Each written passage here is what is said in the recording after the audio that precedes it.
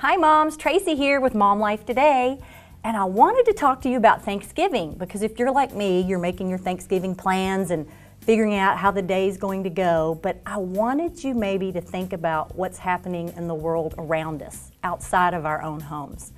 You know, there are a lot of people that are away on military duty.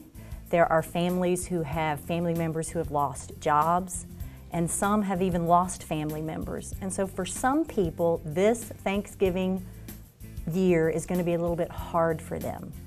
So I wanted to challenge you to think about seeing who within your neighborhood or within your community you could invite to your home for Thanksgiving dinner. And if you're like me, you may be thinking, well, that's going to be a little awkward because we have our traditions and we have what we do as a family already laid out. So to bring somebody else in, that's going to be a little strange. Well, at least that's the way I used to think. But a few years ago, God just really impressed upon my heart that I needed to open up my home to someone else. My husband had come home from work, and a friend of his at work had gone through a divorce, and he had a teenage son. And he told my husband that he and his teenage son were going to be going to a local restaurant for Thanksgiving dinner.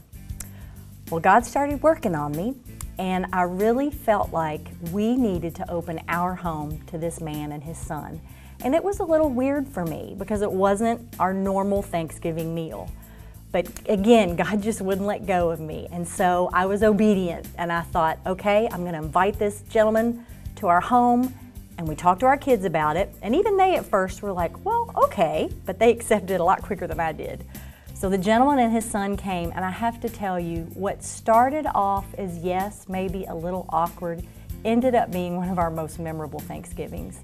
We had great conversation around the table and a lot of laughter, and my children were small and his son was a teenager, and it just added a different dimension to the meal. And then afterwards the kids went out and played basketball, and then the grown-ups ended up outside playing basketball, and all the way around it just helped us understand how much we had to be grateful for. And then also this gentleman and his son, years later, my husband saw him.